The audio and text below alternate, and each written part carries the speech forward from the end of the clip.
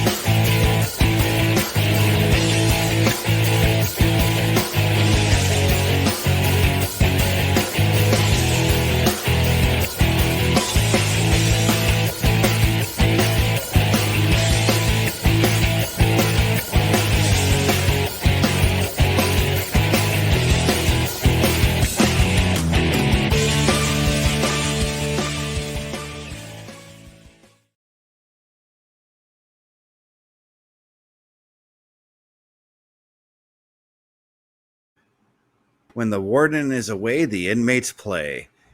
It's Chris Best, OMD. We're doing Turnbuckle Talk. No Carl Carafel for the next little while, he has said. Not exactly sure how long he's going to be gone for, but OMD, how are you doing today, brother? I am doing very, very well today. Thank you for asking. As I told you before the show, I had quite the chance encounter as I was doing something for one of the other shows here available on the Turnbuckle Studios platform. Mm-hmm. And it's led to a new subscriber, and I do want to give a shout out to him already, and thank you for subbing, and thank you for putting the word out about the channels, and there are going to be many, many more to come. It's all about word of mouth too, because I've actually been doing the same thing too. I had a big important meeting for some real life stuff yesterday, and I happened to let it slip that I do a pro wrestling podcast. Somebody did ask like what the channel is and all that. I'm like, it's Turnbuckle Studios, Turnbuckle Talk, and I gave out mine as well. And I'm like, we do pro wrestling and gaming. That's pretty much what we encompass. Yep. Oh, it's a lot of it's also some pop culture stuff that we talk about, but yeah, excellent work, my friend, in doing that. I mean, that's just how we get things rolling, is exactly by telling everybody what we do and how we enjoy it. Exactly. And you guys out there in the Turnbuckle universe, we'll call it, do the same thing. Tell your friends about us and tell them to get on there, hit that like button, hit that subscribe. Hit that follow button if they prefer the Twitch side of things. We've got a plethora of shows. We're going to show a commercial for that show. Our shows later on. Yeah.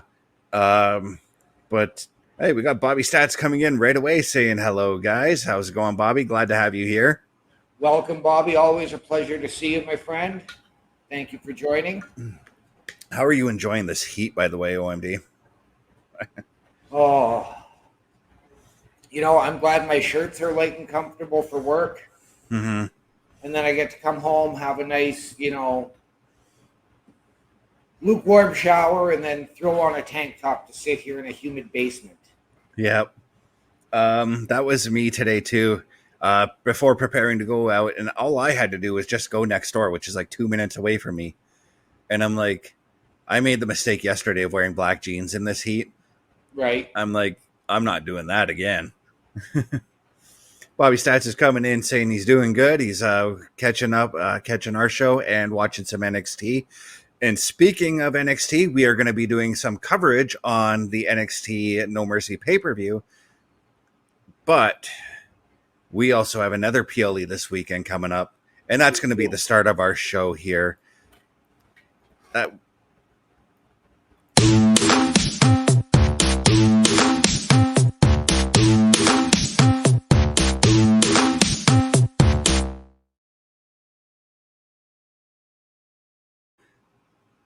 I think OMD's got the audio problem. Okay, there he goes. Oh. Not First quite up, as bad. first up this weekend. Let's start with Saturday because that's how the weekend starts. Yep. We got Bash in Berlin this Saturday, 1 p.m. Eastern, where you can catch it live on whichever service you use for your PLEs, Peacock, the network, or even if you actually buy it still on pay-per-view because it's actually still available there. Right. But you can also catch our reactions live this Saturday, 1 p.m. for the PLE Patrol, which we've got 5 matches, 5 announced matches. We don't know anything that's been that's going to be announced on SmackDown or anything of that nature. But let's give our thoughts and our predictions on this show. And I'm going to start from the bottom here because the first 2 matches listed are the main event matches. Okay. And the first match on the bottom of the list here is Unholy Union. That's Alba Fire and Isla Dawn defending their women's tag team championship against Bianca Belair and Jade Cargill. Who do you got taking this one and why? I am going to roll with the champions. I have Alba Fire and Isla Dawn retaining. Due to a mix-up, due to confusion, it will be a clean win. Mm-hmm. And then Bianca turns. See, I don't know if because I'm rolling the same way as you. I'm going Alba Fire Isla Dawn as well. I don't know if we see the turn happen at this particular show. You said confusion and some sort of a mix-up could be what ultimately ends Bianca and Jade's attempt at trying to gain back the tag titles. But I feel like it's going to be just like I'm going to go all the way back to 1994 here with Shawn and Diesel and their attempts at trying to finally put an end to Razor Ramon. Right. And Shawn hitting the Sweet Chin Music accidentally on Diesel. Yes. Thus leading to Diesel finally saying, "I've had enough." Yep. That's where I think this could go. We could have like Jade and Bianca mess up somewhere, and this leads to Alba Fire and Isla Dawn. Who do you suspect could be doing that mess up though? I think it would be, they would have to do it with Jade making the mistake. Right, because she is the rookie in this situation.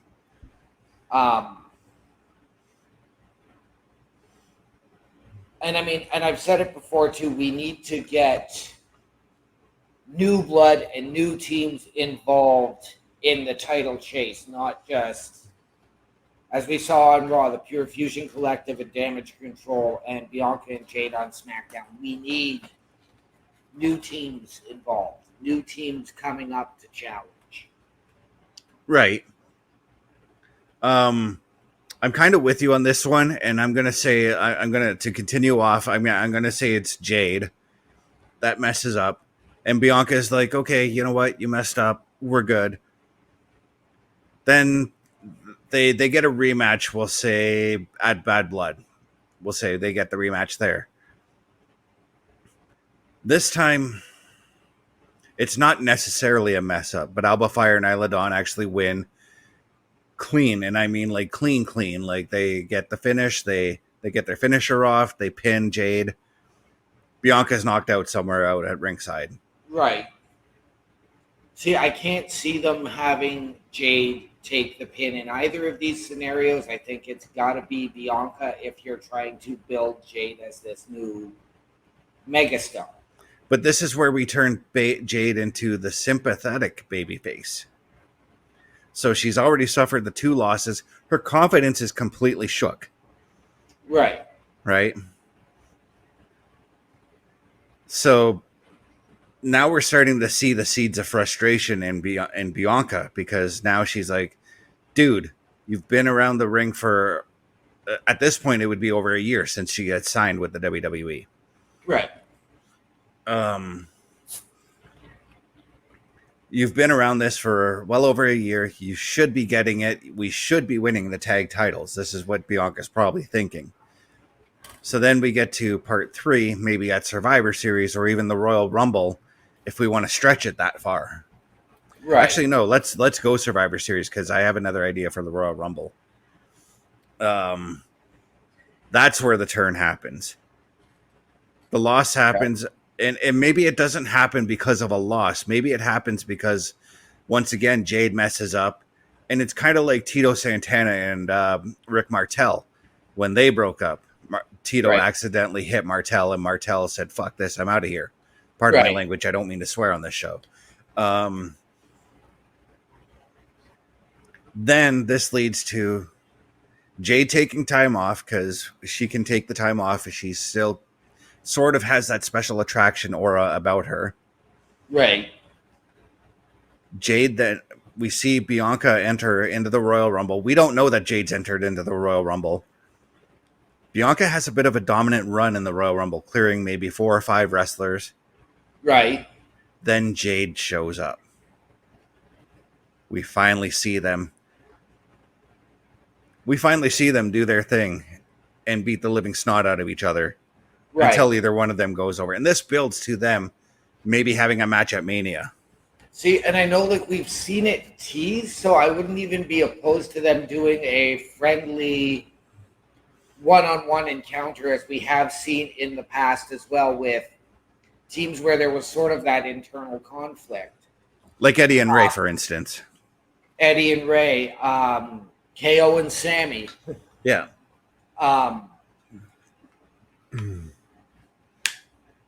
Even more recently in Impact, we saw Chris Bay and Ace Austin go one-on-one.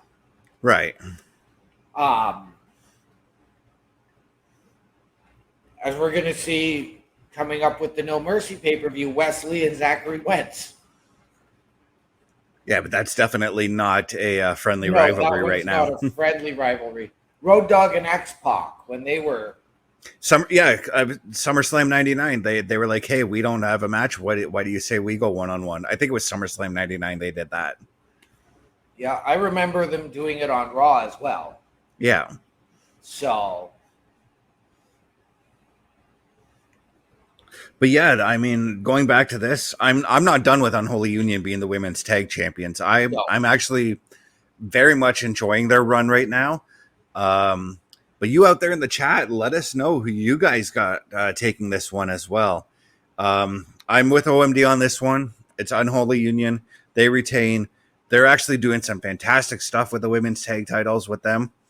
I'm really enjoying the fact that Alba Fire and Isla Dawn are on our TV because no word of a lie I want to say about 4 months ago, I was watching one of the NXT War Games, and I think it was Alba Fire was in the match. Yes. And I'm like, whatever happened to her? Where the hell has she been? Right? I completely forgot that she was even on the main roster at that point. Right. But we've got Bobby Stats coming in here and full on agreeing with us. Alba Fire and Isla Dawn. Unholy Union takes the win on this one. It's going to be a great match, and again, I'm glad to see Unholy Union. I'm glad to see the women's tag titles being featured on a PLE. Yes. I'm glad to see women's tag titles getting featured regularly on TV and now on PLEs as well. Mm-hmm.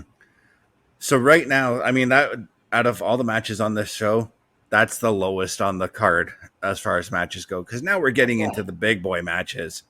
Okay. Because up next, we're going to talk strap match. CM Punk, Drew McIntyre. This is a match I am extremely looking forward to because I know strap matches aren't exactly like the greatest of stip matches, but it's one of my favorite stip matches. Right. This is something that I have been asking for a long time. Yeah. In the 4 corners strap match, because we have seen strap matches where they can do the pinfall. This is the 4 corners strap match, so I am excited for it. This is the way strap matches were supposed to be because that's how Dusty Rhodes did them. Dusty was essentially one of the inventors of the strap match with the Texas Bull Rope match. But this match, there's so much emotion riding on this match right now. We Yes. talked about it yesterday. We're a little bit done with the Punk and Drew thing. We kind of want them to separate after this match. But do they really separate? That's the question. And who takes the win in this one? I am going to go, and I'm going to say CM Punk takes the win. I feel like, And I'm doing this. Yes, CM Punk cost Drew the match in Scotland. mm-hmm. So I know Drew should get the win in Europe, but Drew just had the win at SummerSlam. Right. I think as much as we want this to move away, I think that has to end with a third match. And I think it's going to end at Bad Blood. Yeah. And Everybody say hi to Pepper. Hi, Pepper. Meow. And I think it ends in a 15-foot high steel cell. I like where you're going with that one. I do think it goes to the cell as well. Unfortunately, the cell's not 15 feet. It's actually 20 feet. But yeah, this is again, there's high emotions riding in this one. I've got Punk taking this one as well because of the fact that Drew did win at SummerSlam. Now you've got two guys with one win apiece. There needs to be a tiebreaker. You have the cell match. That's where it makes sense. That's the 3-arc storyline coming into play because Drew is the villain in this whole thing. Usually in the first act of a movie, the villain takes advantage. The second act, the babyface takes the advantage a little bit. Yep. And there's usually, in that second act, there's usually a twist. And in this case, it's the strap. Yes, but we also had that twist in the first act with our special guest referee, Seth freaking Rollins. He's going to be the caveat in this one because I do feel like maybe that third match gets turned into a triple threat. I don't. I think it's going to be one-on-one. I think we are going to get a potential appearance from Seth, even though he is injured and not medically cleared and will likely be out until the new year. Okay, so then, because I know we got to get to Punk and Seth, and I think Punk and Seth is going to be at WrestleMania. Yes, but I'm going to say Punk takes this win, and I'm thinking because I totally forgot that Seth is injured. Seth is also, I believe, trying to renew his contract at the same time. I thought Seth renewed. I thought it was an extension. I'll have to go back and take a look. But yeah, I've got Punk taking this one. Then we go to Bad Blood, where we have Hell in a Cell. And that's where all hell breaks loose, as it were. Yes. Because, again, in the third act of the movie, that's usually where the big final fight happens. Yep. And the cell, or even just the normal 15-foot steel cage, is typically the way you end a feud. Yep. As bad as this one has been. I'm going to be very honest, and this is going to surprise a lot of people. This is the match I have opening Bash in Berlin. It's not a bad way to open it because I've been looking at the card too. And I'm looking at like how it's structured on because I'm using Wikipedia for the match listings, and I'm like, there's no way they're opening with a women's tag. That's going to be somewhere in the middle of the card. Right. Mm-hmm. No, I have that match opening, but you could also go with Cody and KO to open. Yeah, but you could also go with the next match that I'd like to talk about. Parrish is on the same wavelength as me. The next match I want to talk about is, and I'm not going to use the name that they're calling themselves because I really don't like that name. Damian Priest and Rhea Ripley taking on the Judgment Day's Dirty Dominic Mysterio and Liv Morgan.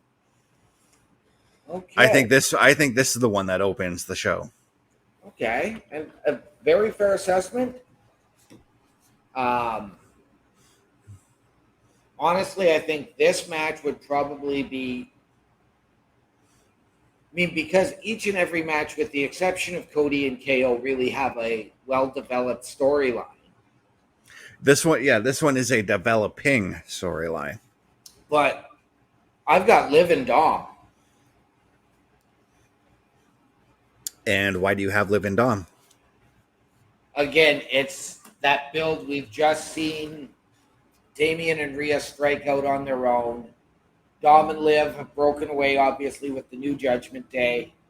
I know you hate that term. Yeah. But it will be shenanigans. And again, you've got to get to Rhea and Liv one-on-one again inside the cell. And you got to get Damian and Finn to have their one-on-one. And see, that's how I think we get to Damian and Finn anyways, is Damian and Rhea. I see. I like your scenario too. I'm going to say Damian and Rhea, but Liv doesn't take the pin in that one. Okay. But Parrish is coming in. See, this is why I'm wrestling with myself over this one now, because they lose due to the numbers game, and I'm thinking, you know what? I'm going to change it. I am going to go with you as well on this one. Dom and Liv get the win, but to still get to Damian and Finn, I think we get somewhere on an episode of Raw a one-on-one match with Damian and Dom. That way we can still have that storyline with Damian running through everybody on the Judgment Day like he has been before he gets to Finn. Now, and I'm going to pose this because we do see next week on Raw after the Bash in Berlin that Dom is going to be back in the Intercontinental title tournament. Mm-hmm. Now, I, for one, have been pushing for Dom as the Intercontinental Champion for quite some time. Yeah. So I would love it if Dom pulls off the upset and wins the tournament. We got Parrish coming in here talking about the match as well, saying something really interesting about this too. Yes. Dom pinning Rhea. I like that idea, and I really want to see the match to see how we get to that point, you know? Yes, but it's a mixed tag. It's not an intergender. They also said the same thing about when Edge, Mick Foley, and Lita teamed up against Terry Funk, Tommy Dreamer, and Beulah. And Edge ended up pinning Beulah in that match. Okay, that's a match I do not remember at all. ECW One Night to Remember 2006. Okay. We also got Bob. we got Bobby Stats coming in and saying that Rhea and Damian to win the match. This is also true too. Dom could pin Damian as well. And that's where we could go with that as well. We got Dom pinning Damian. Maybe Damian wants to look for a smidge of revenge on Dom, thus costing him the match. Maybe that qualifying match in the tournament. Yep. And then the following week we get Dom and Damian. Yep. Which would again lead to Liv and Rhea's involvement, where now Adam Pearce says, okay, no, this needs to be settled. Liv, Rhea, you two in the cell. Mm-hmm. And that's something that Rhea's going to want, because, you know, when Pearce announces that, or even if Rhea comes out and says she wants it, there's going to be a big freaking grin above on her face, you know, when Pearce is like, yeah, this is happening. Yep. And I know we've heard Priest and Finn as well speculated for a cell match, but we don't need to have every match in the cell. I mean, it's not lockdown. True. I would be okay with that type of a PLE. Mm. All right. So, so we both got Dom and Liv taking this one here. Now, this one, I think this next match is going to be a little bit obvious to me. and Right. that's the undisputed WWE Championship. Cody Rhodes defends against Kevin Owens. Yeah, this one I Well, don't see it changing. It's yeah. going to be Cody. Before I go with my thoughts, we've got Parrish actually. This makes sense too. Parrish thinks, I don't think you'll be doing a sell with War Games coming up so close. That makes a lot of sense too, you know? It does, but if you're bringing back Bad Blood to celebrate the anniversary of the first Hell in a Cell, I think we do get a cell match. Yeah, I'm not fighting you on that belief because of your thoughts on ladder matches lately. So, um, but no, I think Cody does take this one. But there's a lot of people that are saying Kevin Owens is going to turn on Cody in this one. I don't think that's happening. I think we're actually going to get a respect angle out of this one. We're going to have Cody take the win. KO gets up, makes it look like he's going to make the turn, but Right. then hands him the title, hugs him, shakes hands, you know, raises Cody's hand. Then we walk off because that will be the shocker there with KO just walking off. Right. And then does KO take some time off? I think KO moves in and maybe helps Roman with the bloodline stuff. That's, I mean, there's a list of possibilities with Roman and that everything that's going on there. Right. Um,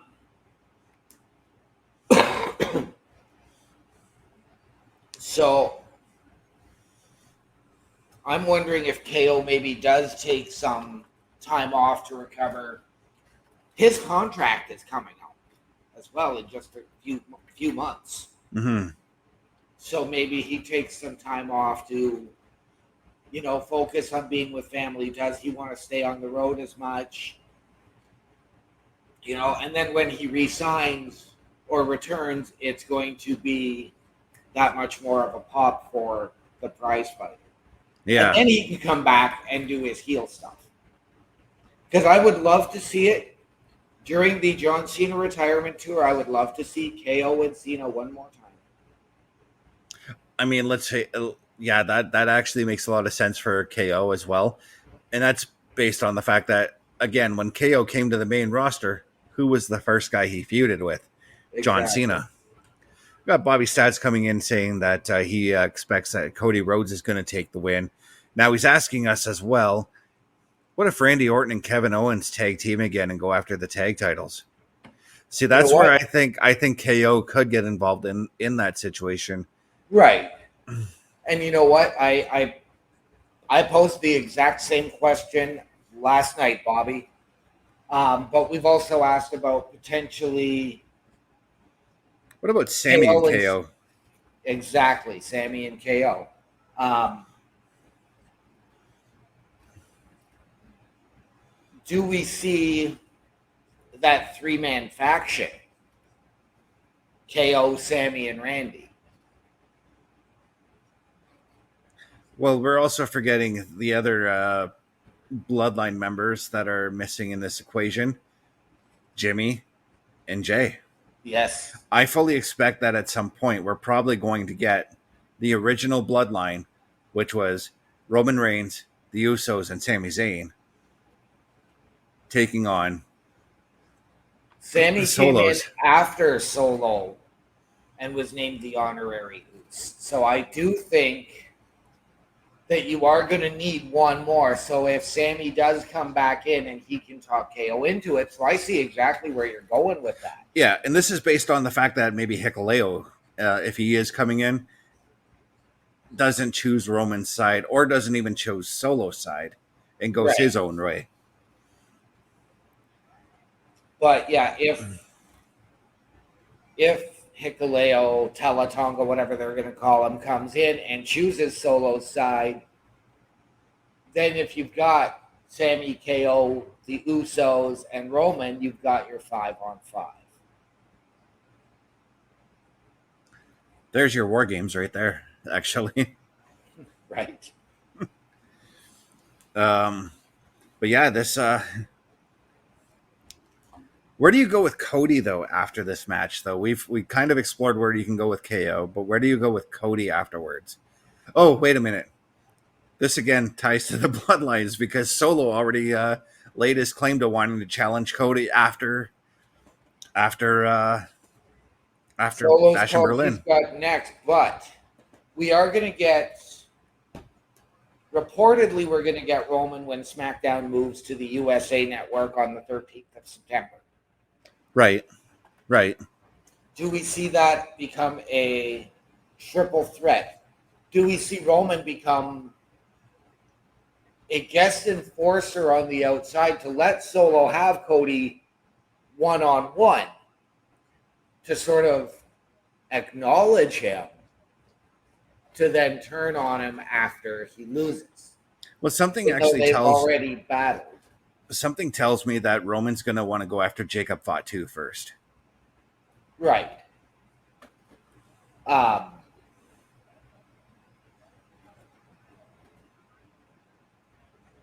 And even then, I mean, again, I would love to see Solo with a singles title, but I think Solo needs sort of that U.S. title run first, so I don't think he's going to win the belt. Mm-hmm. I think that's just going to be the way that he introduces Hikuleo, Talatonga, whatever you want to call him. Yeah.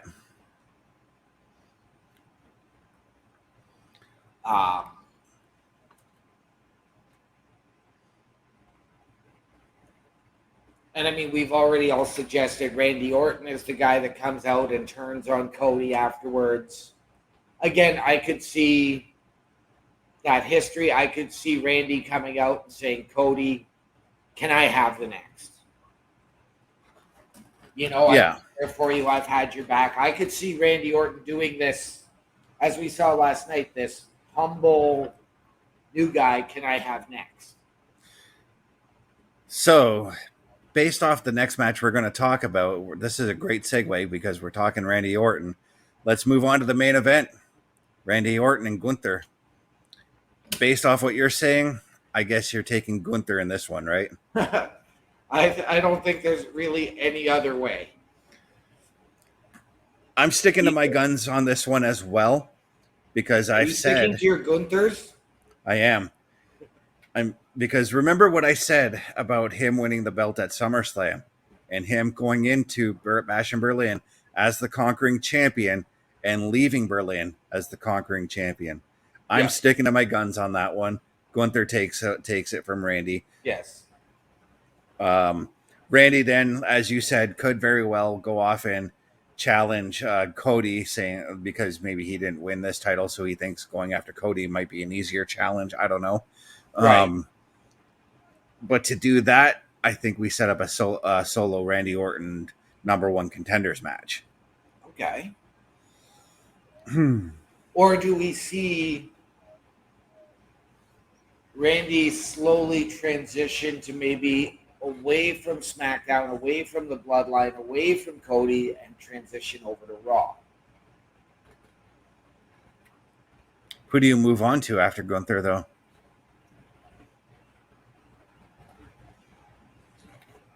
Just like Randy, maybe another second-generation superstar. Maybe he and Dom. That wouldn't be a bad match and, for Dom. Maybe him and Finn. Maybe he and Sheamus align. There's a lot of fresh feuds for Orton over on Raw. Yep. As we're going to see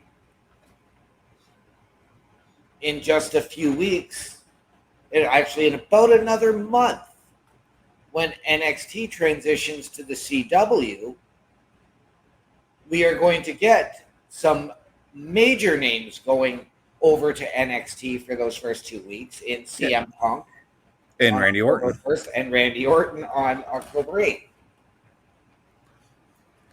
So there you go, Bobby Stats. I like that. Let me get caught up on his chats here because he's coming in and saying Gunther takes the win. Then he follows up, and we were talking about possible bigger names to challenge this man, but Randy Orton and Bronson Reed. I mean, Yep. Bronson got quite the challenge yesterday. Yep.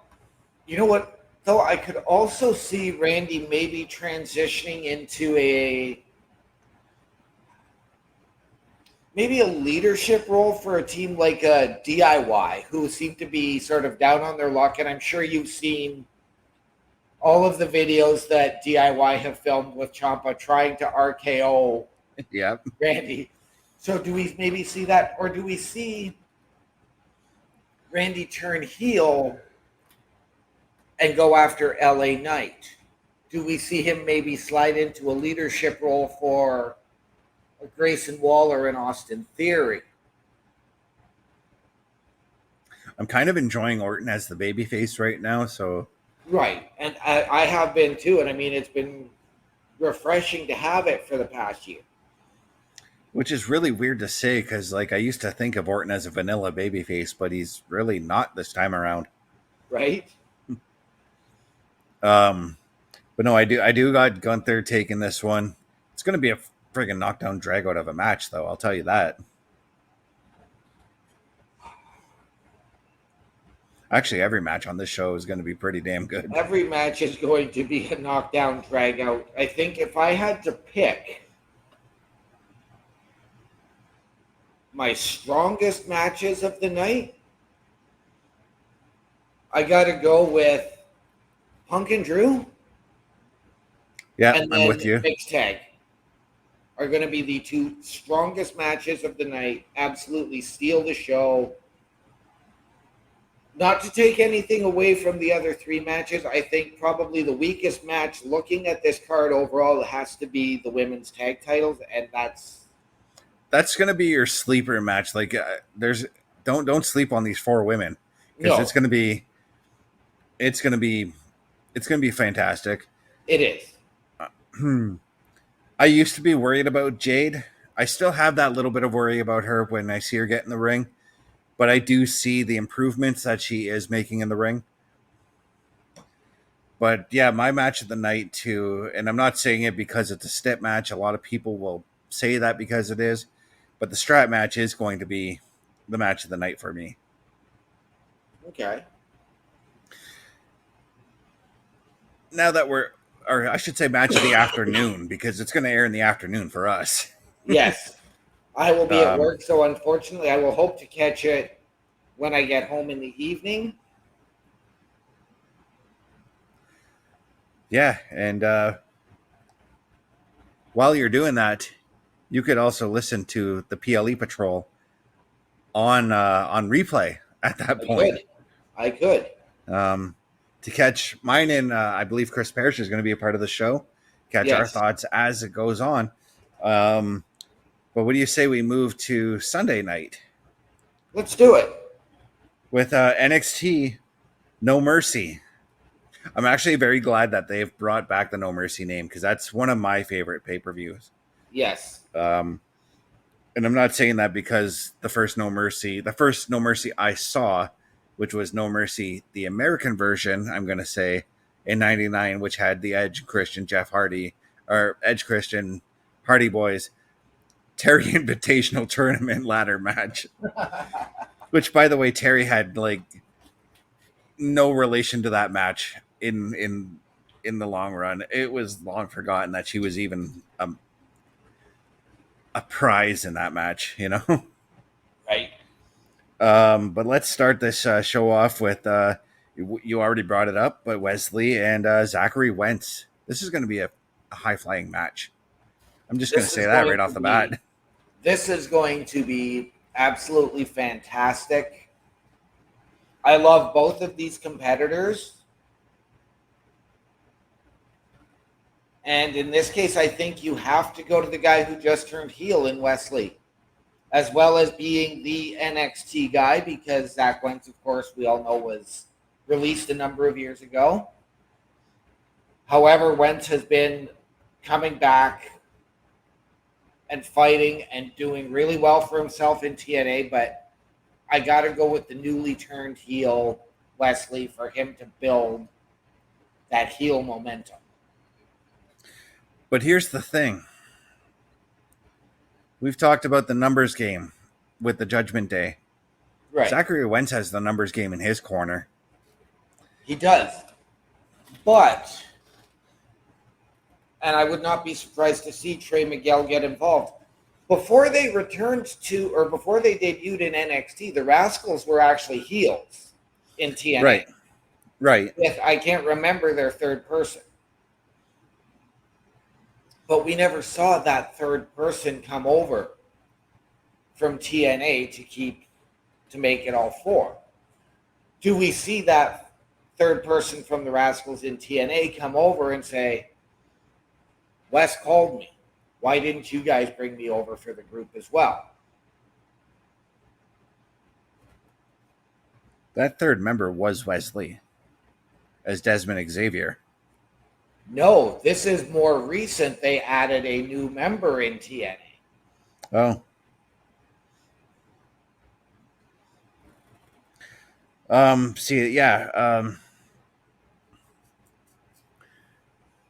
Bobby Stats is coming in and saying it was Myron Reed. There we go. Okay, that makes sense too. But yeah, I guess because Wesley is freshly turned heel and not freshly squeezed like Orange Cassidy. Right. This is gonna be a banger match, and I'm looking at the two. I'm looking at the match. That's why I'm looking down here. I am gonna go with Zachary Wentz because I do think that numbers game is gonna catch Wesley in the ass at some point. I think from what I'm seeing, he's getting a little too cocky for his own britches, and maybe Zachary finally gets his revenge on this one. Okay.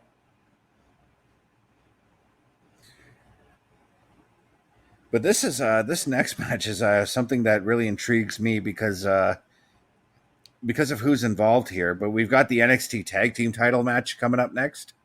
Okay. Chase U, Andre Chase, and Ridge Holland, who currently hold the NXT tag titles, having recently defeated Nathan Frazier and Axiom.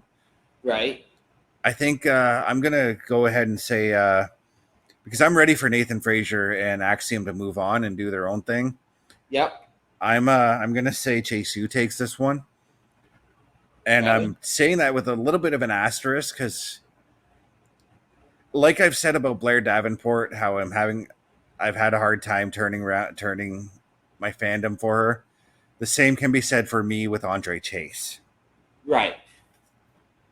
And I like Andre Chase as a promo. I like him as a character. His in-ring is still hasn't made me fully turn to him, you know? See, and as a character, I love him. For me, it's his promo work. His in-ring, for me, is better than his promo. I'm with you in that it's time for Nathan Frazier and Axiom to move on, as we've sort of seen hinted at with the dissension amongst them over the last 2 months. Yeah, and the thing is, I don't want either of them to turn heel. I just want them to go their own separate ways and be like, we have this run. You know what I mean? Right. And I mean, I think you know where I was going because I did have one of them turning. But I do got to say, and I do got to say, this is something I'm looking at No Quarter Catch crew in the ring here. There's something about Nathan Frazier that speaks to me that it'd be awesome if he joined that team. I think he would be fantastic, but I think, in all honesty, Nathan Frazier needs to maybe take a few months off to get seasoned up and just rested for February 1st, 2025. I can't remember what's going on then. Remind the viewers. 30 men, over the top, Royal Rumble. There you go. And I have him trying to make you not sound so vague, man. And I have him go in and assist his trainer, his mentor, a visionary, a revolutionary, Seth freaking Rollins. So I could see Nathan Frazier going heel, Mm-hmm. but I don't think we need to do it right away. I love a good heel turn, but I think too many at once between all three brands is going to be oversaturation. Yeah. Got Bobby Stats coming in and saying that he thinks Chase U takes the win here, and it's possible that Nathan Frazier and Axiom could have a match at TNA against ABC, Ace Austin and Chris Bay. I mean, we're still waiting for that NXT Worlds Collide event, if that's even going to be a thing. So Right, maybe we don't see necessarily a break between Frazier and Axiom after No Mercy, but somewhere maybe after that event takes place. right. But yeah, you know what, I do like the idea of Frazier being tested for the main roster. Because that's what I'm saying it is now, being tested for the main roster in the Royal Rumble match. I would even be okay if they had a miscommunication and you get Frazier versus Axiom one on one again. In sort of like a respect kind of match, like, hey, we made Absolutely. this mistake. I wanna have a match with you, and then they come out shaking hands. Better Good for. match. Yeah. Yeah. Um, but yeah, I do have Chase U still winning this match, but again, it's not going to be because of Andre. It is going to be because of Ridge, because Ridge is just a beast of a man. Yep. I'm tired of Frazier and Axiom being featured in the tag team's title scene, and if they don't break up after this match, just having a break from the tag team title would be all right for me. And moving on to Yep. somebody else, maybe somebody from No Quarter, a team from No Quarter Catch Club, a team from Metaphor, maybe, or even Right. the D'Angelo family going after them. I could see that. And speaking of the D'Angelo family, we've got ourselves a North America NXT North American title match. Obafemi taking on Tony D'Angelo for the North American title. I am going to call a massive upset, and Tony D'Angelo wins. I'm with you on this one. And I'm not saying that because I'm a huge fan of Tony D'Angelo and the fact that I actually like mafia related things.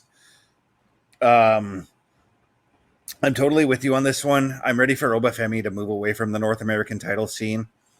Um, I'm ready for Obafemi to maybe start looking at the world title scene a little bit. Right. Right. But I again, think this is also a match where Obafemi his height and his weight are gonna come into play. I feel like in this match we're gonna see Tony D'Angelo like have that trouble because right. of Oba's height and weight, and that's where Channing Lorenzo, Luca even comes in. Maybe even Adriana somehow gets involved. See, The and I numbers game, don't essentially. the numbers game, but again, it's too much oversaturation. And I'm going to credit Tony D'Angelo Hmm. because anytime he has been put in these positions, he's turned away any foreign objects. He's turned away any of the outside assistance. Yeah, because he wants to do everything with honor. Because like Exactly. mafia family, everything's done with honor. Exactly. So I can absolutely see it. I think maybe it's time for Obafemi to get a guy that is his size. Right. Because really, Obafemi has not had anything like that. And I mean, I'd like to say Trick Williams, but Trick Williams is still going to come in small.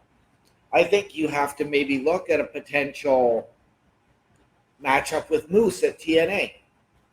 I I've think been you have to. I've been championing that match for a little while now.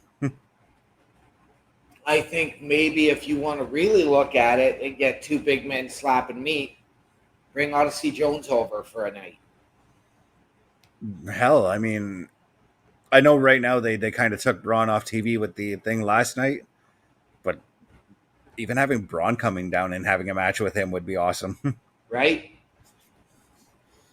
But yeah, I do think it's Obafemi's time to drop the title, and I'm ready for a Tony D'Angelo championship run. Yes. And Tony has never had singles gold. He's been the Heritage Cup champion, but he has He's never had a singles title. That's, you just contradicted yourself, because the Heritage Cup is considered a title. I don't consider it a title. It's a championship trophy, and I think they need to do away with Again, it. contradicting yourself. I think I don't. I said I don't consider it a championship. You just said it's a championship trophy. I So said it's a championship. I don't consider it a championship. It's a trophy. No, you said a I don't. championship trophy, dude. But I'd rather they make it a heritage title. Make it a belt. Yeah. But I mean, he's had he did have a world title shot earlier this year too, I believe, as well. Or NXT title, I should say. Yes. Oh, this next match actually really, really intrigues me, and it's the NXT North American Women's Championship with a girl that you predicted was going to win the championship, and God damn it, you were so right on that one. Kalani Jordan defending her championship against Wendy Chu. Wendy Chu's been a character that's been very intriguing to me over the last couple of weeks. She has, and I'm going to be honest with you in saying I'm glad they didn't rush to get the belt off of Kalani. I actually half expected them to. Yeah, she's had the belt for a couple of months now. Yep. Wendy Chu having just made her comeback with this new, creepier, darker, nightmare type of character, I guess you want to call her. I'm really liking it. I am too. And I'm actually going to take Wendy Chu to win. Wendy Chu needs to get herself some gold. Yeah, I was going to say the same thing, because I kind of feel like she's kind of got a bit of a momentum behind her right now with this whole thing that's going on. And I feel like a loss to Kalani could derail it a little bit. Yep. So yeah, I'm with you. Wendy Chu takes this one. Kalani probably gets a rematch somewhere down the line. It'll be interesting to see if Wendy Chu does win it, what she does with the title. Right. And the creepy kind of things she's been doing right now. Right. Other than that, I don't really have too much to say on this matchup, because I kind of feel like Kalani's reign has kind of fallen flat for me a little bit. Right. And I get exactly where you're coming from. I mean, really, she's defended against Sol Ruka of any notable competition. Mm-hmm. And I can't remember that. I know there's been at least two other defenses. I believe Tatum Paxley was one. Yeah. But I can't remember the other. Yeah, so let's quickly get caught up with let's go back to the last match quickly, because Bobby Stats is coming in. He thinks that Tony D'Angelo is going to take the win on that one. He thinks that he also says that there's possibility with Obafemi against Josh Alexander or Hammerstone from NXT. Hammerstone would actually be a great match, actually. I would love to see that. Yeah. He's also coming in and saying Kalani Jordan takes the win, and Jada Parker or Lola Vice are the ones that take the title from her. Okay, I get where you're coming from, and I respect the hell out of you for that one, Bobby. But how is Jada Parker going to do that if she defeats her opponent in the next match? Jada Parker takes on Roxanne Perez for the NXT Women's Championship.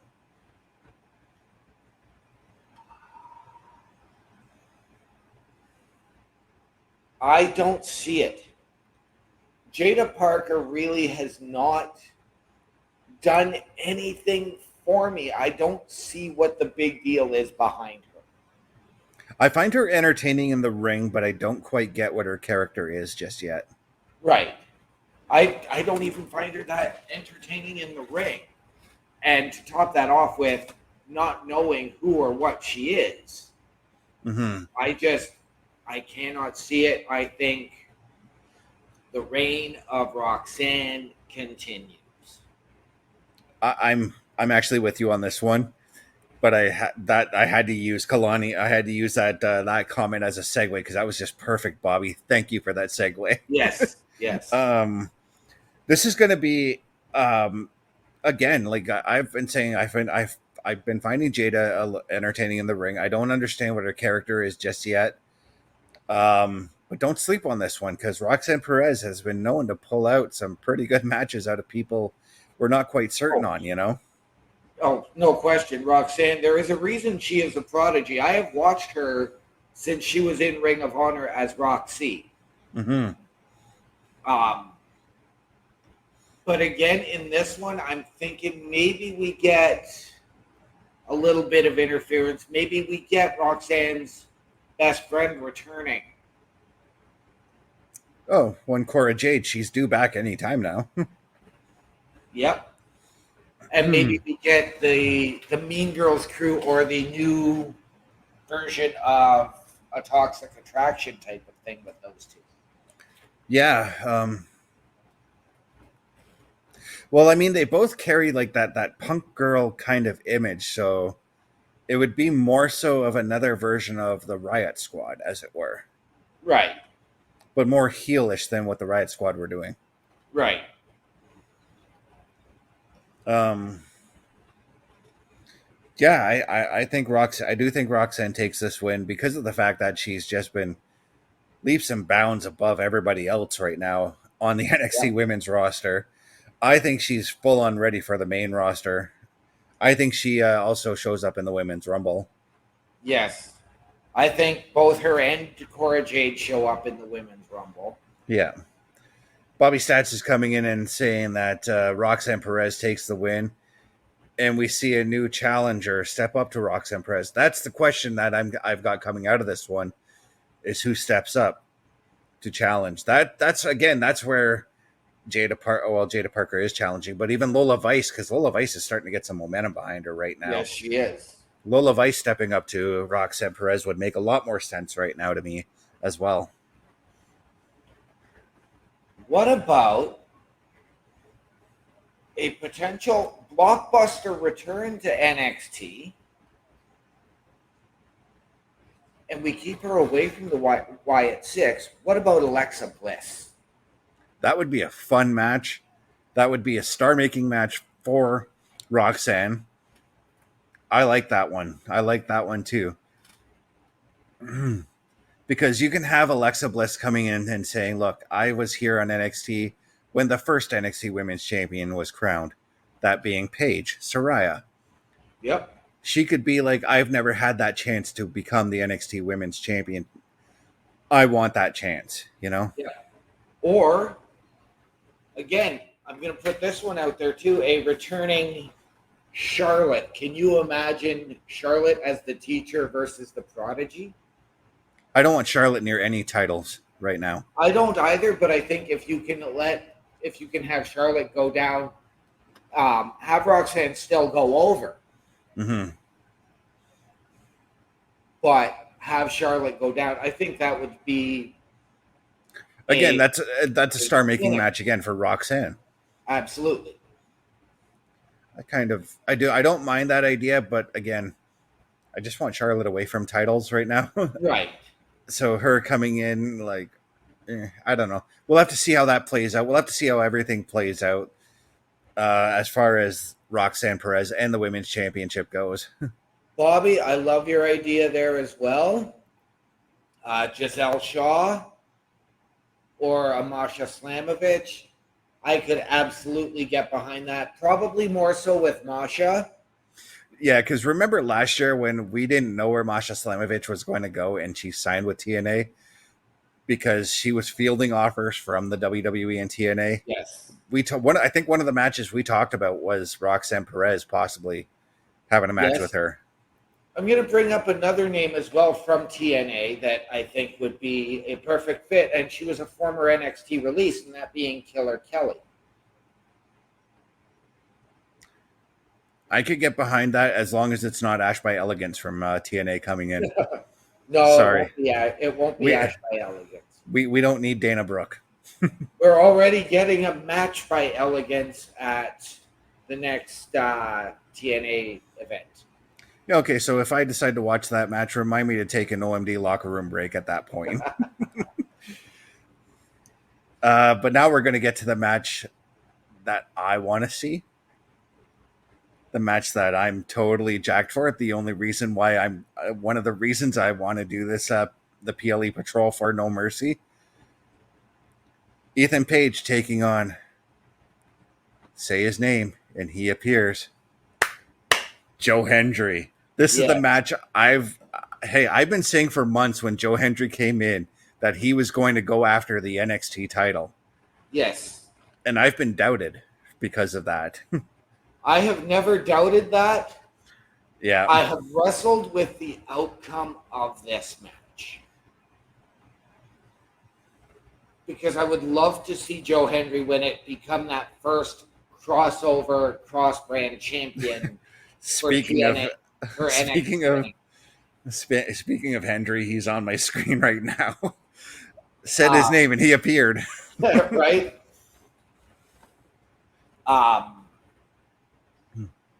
So I've been wrestling with this one because I've also been hearing, and I could really see it, because he's had this feud with Josh Alexander in TNA, if we get the Alexander crossover to help his former tag team partner in Ethan Page.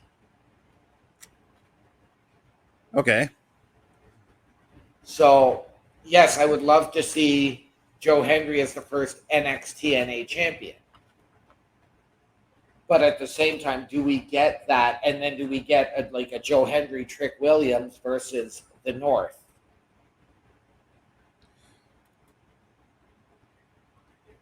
I don't mind that either.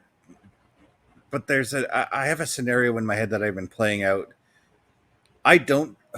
This is going to shock everybody. I don't think Joe Hendry wins the title on Sunday. Okay.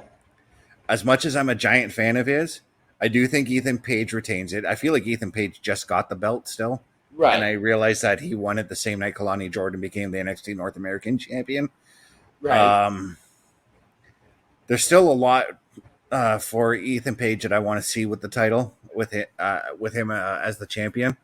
But I don't think it's Josh Alexander that costs him the title. Oh, okay. I think it's Trick Williams.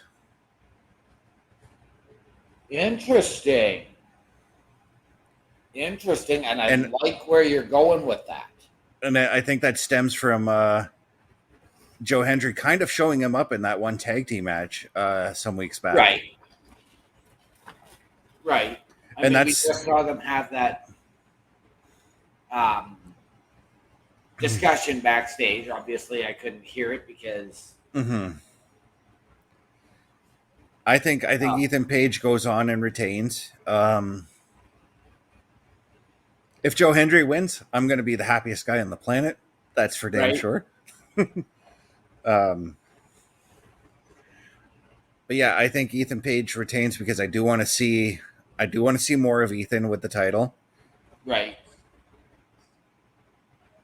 I forget now who's the TNA champion right now.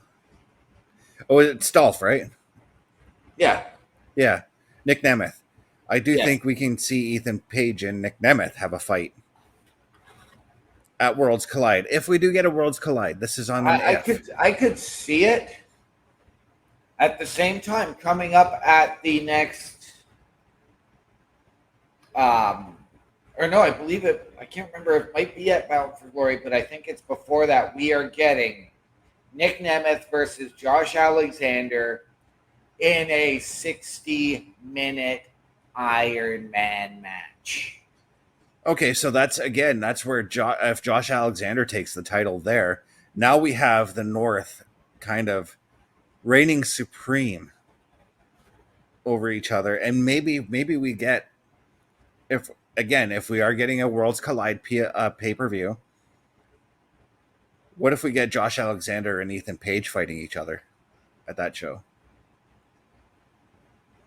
That would be interesting, but I can't But I mean, the last time we saw Worlds Collide, it was to amalgamate all the titles. This one, I don't think you can because I think I wouldn't. I wouldn't put titles on. I wouldn't put titles on the line. This would I was gonna be. say I think you have to keep Yeah. both shows as their own separate entities. Yeah. I wouldn't put championships on the line. This would be like a who's a who's better than who kind of thing. You know. Right. So you want to take sort of the SmackDown versus Raw model of Survivor Series and apply it to Worlds Collide.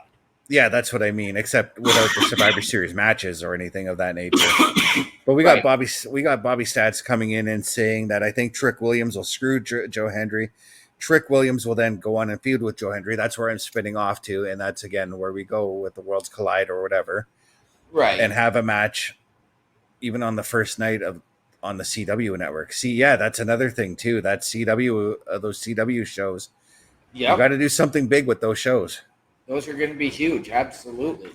But yeah, those are basically our thoughts on both PLEs this weekend. Yes. Geez, we went well over an hour. I see. I knew those were going to take up the majority of the show, but we're not even done yet, guys. We're going to take some time here and go right into what is the main thing of our show tonight. We're going to Showstopper segment. Yeah, and I'm not going to do the Showstopper video that we do, but I am going to flash this up. We're going to talk about Sycho Sid. We're going to share our memories, our thoughts on Sycho Sid as a whole. And OMD, I'm going to start this off with you. I want to ask you, what is your earliest memory of watching Sycho Sid, Sid Vicious, Sid Justice?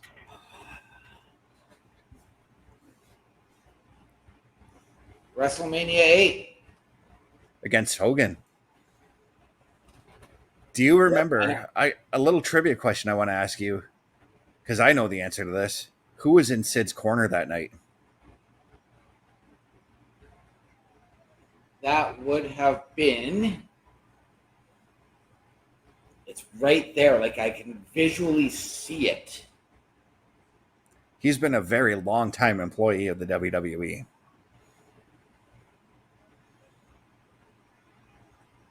He was a manager and a referee. And it's not Theodore Long. No. He also managed Giant Gonzalez the following year. Harvey Whippleman. There you go. Really? Yeah. Wow. Harvey was in his corner at that show. My earliest memory is actually a couple of months before WrestleMania 8. And that was the finish to the 1992 Royal Rumble. The final three in that match were Hulk Hogan, Sycho Sid, and Ric Flair. Sid eliminated Hogan to a chorus of cheers because I think around that time fans were getting tired of Hogan. Right. But Hogan, wow. Breaking news for who we're seeing showing up on NXT. I don't know if you have it on your screen yet, but do you see it? I do. And Rosemary. I was very surprised as to who introduced her. I didn't even see that part. But Rosemary is in the ring. Rosemary is confronting Kalani Jordan,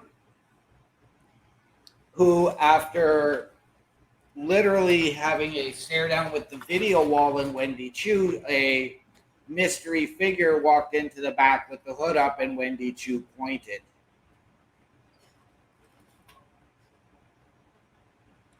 I kind of like this, but anyways, getting back to my first memory of Sid was the 92 Rumble. He dumps out Hogan. I was still kind of a Hogan mark at that time, so I was right. I was upset that Sid did that. But Joe Hendry's in concert tonight. Anyways, then we had Hogan yanking Sid from outside the ring with the help of Ric Flair because Rick dumped him out, leading to one of the more emotional Royal Rumble victories with Ric Flair taking that win. Bobby Heenan, fantastic on commentary throughout that match, as he always is. Right. But one of my biggest memories of Sid, and we talked about this last night again when you and I, not together, but we got to watch him live wrestle Shawn Michaels for the Yes. Intercontinental title in our hometown. Yes. The one thing I still take away from that is when Shawn Michaels came to the ring. First of all, my mom was kind of fawning over him a little bit, Right. as every girl was that night, because I remember the female screams when he was in the ring.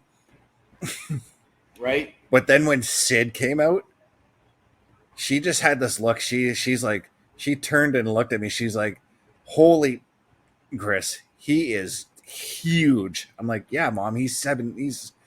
Well, he was billed as 7 feet. He was really 6'9", 6'10". Yeah. Um, but just the way he came to that ring and towered over everybody in the crowd that night, Right. just we've talked about the Undertaker's aura, seeing him live. The Undertaker was also on that same show, by the way. Yes, he was. Sid also had that kind of aura about him when he came to the ring, and it was just the moment his theme hit, you were suckered in, you know. Yep.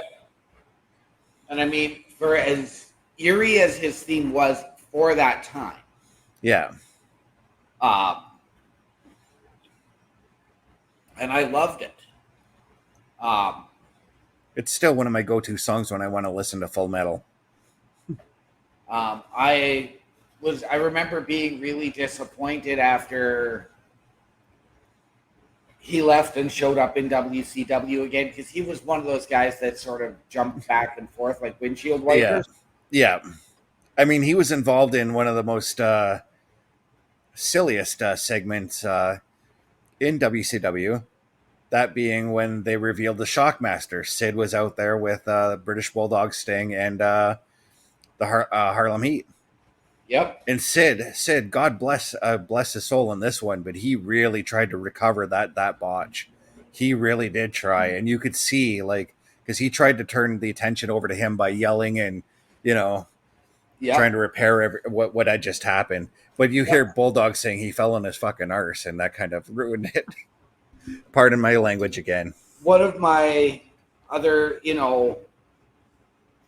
fondest memories of Sid was watching, as much of a Shawn Michaels mark as I am, was watching his heel turn and the "you don't give me a day off"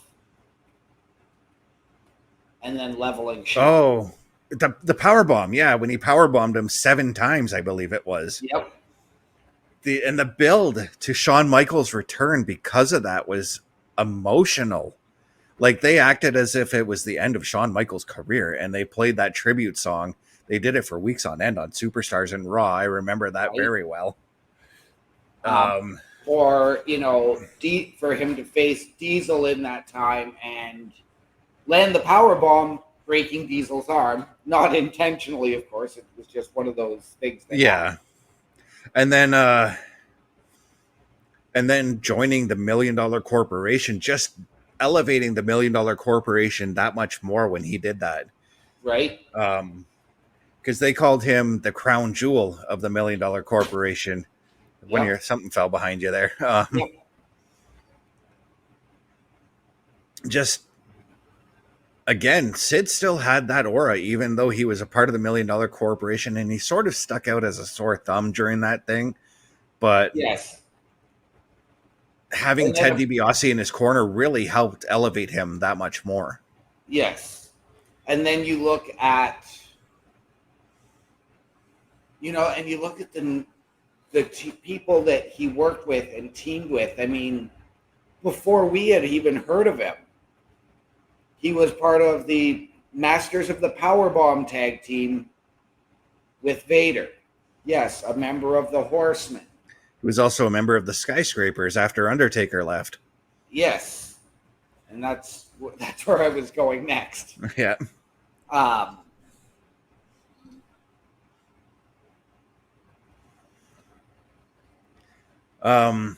Yeah, I mean, in the short period that he spent with WCW prior to coming to the WWF, because he only was there for I think it was like only a year before the WWF called on him, and then he showed up. And this is a memory I hold later on in life, because when he showed up as the special referee in the tag team match between Ultimate Warrior and Hulk Hogan taking on Sergeant Slaughter, Colonel Mustafa, and General Adnan.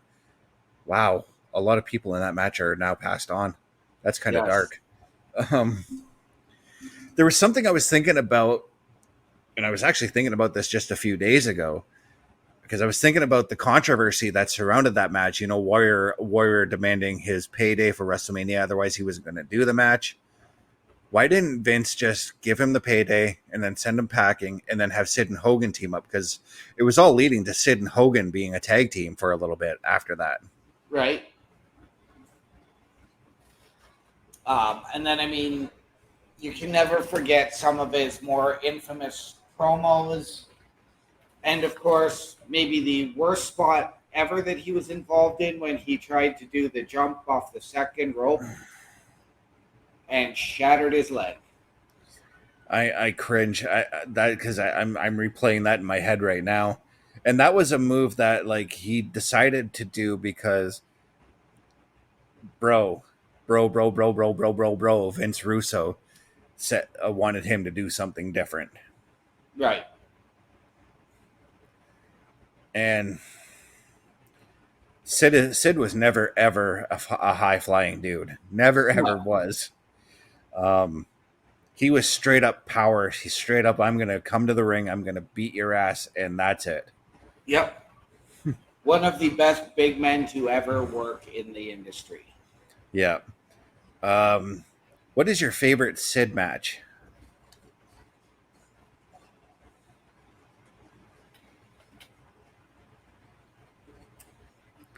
I gotta go Survivor Series, San Antonio, Sid and Sean.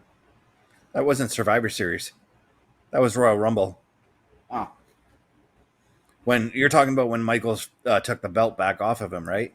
yeah. Because when Sid took the title off HBK, that was Survivor Series in Madison Square Garden in '96. Okay. Data coming into play here. Yes.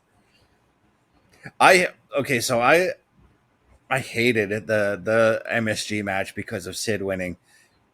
I I I will flat out admit I was a huge mark for Shawn Michaels at that time. Right. So I wanted Michaels to hold the title for like a year, you know. Right. Um, but my favorite Sid match. Ooh, I'm trying to think. Okay, my favorite Sid match actually is a match that nobody would really expect, but it was a match that happened on Saturday night's main event, and it was actually the match that was the catalyst for Sid and Hogan to fight at WrestleMania 8. Sid and Hogan were in a tag team match against The Undertaker and Ric Flair, and Brutus Beefcake was in their corner, and Hogan was doing his showboating, his hot dogging and grandstanding, and not really letting Sid have his thing. Right. So Sid had enough and turned heel on him then. And that's what led to Hogan forfeiting the championship match he had against Ric Flair to the Macho Man. Well, not really forfeiting. I think Jack Tunney came in and said, look, we're going to put you up against Sid. Macho Man's going to get the title shot because Macho has been having trouble with Flair lately. Right.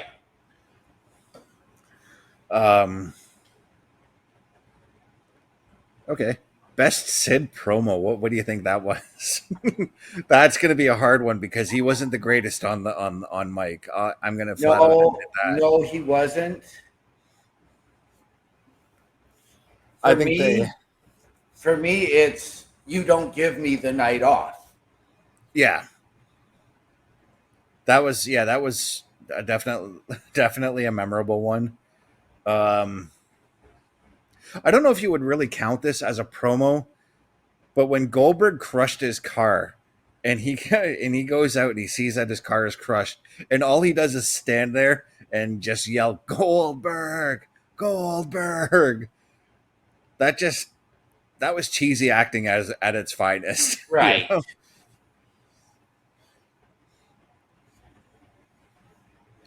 And Paris, this was that was the other promo I'm thinking about. He's saying, "You may be twice the man I am, but I have half the brain that you do."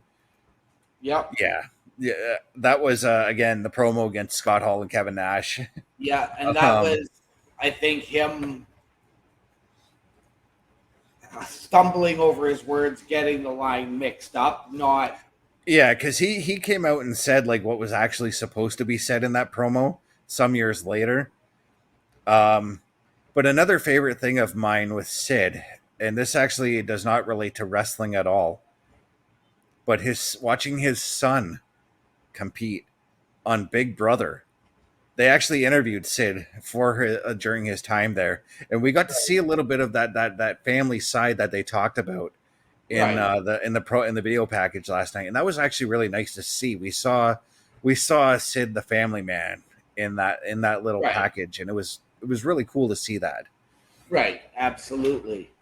It's cool to see these guys outside of the ring, outside of kayfabe, in that family setting. I mean, we know what we've heard about other legends who have passed on. One who we just lost a year ago on Sunday, as to who he was as a man outside of the ring, as to who he Hmm. was as a man backstage, as to who he was as a father.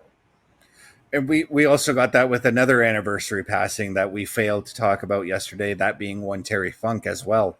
We saw that on Beyond the Mat. We saw the family side of Terry Funk in that one. Yes. And Um, I've got to mention this since we are talking about Terry Funk. May he rest in peace. Yesterday, at 83 years old, one Dory Funk competing in an exploding barbed wire ring. I saw the images and I'm like, why, Dory? Why? But you know what? All the credit to the man for going out there at 83 years old to do this. Yeah. Parrish coming in with another Sid promo that I completely forgot about. And actually, another one of my favorite Sid matches, too. Bret Hart, you have my belt. You know why? Sid, I don't know. I'm not going to swear. I'm trying to watch my mouth on this show. Right. um, okay, I just looked at Brooks Jensen for a second and I thought I saw Danny Duggan. Oh, jeez. Um, but yeah, oh, the Sid Bret Hart steel cage match where Yep. Bret Hart said frustrated isn't even the word for it. That promo. Yep. A lot of people tend to forget that Bret and Sid just fought in a cage match, and I think it was for the title, if I'm not mistaken. I can't quite remember.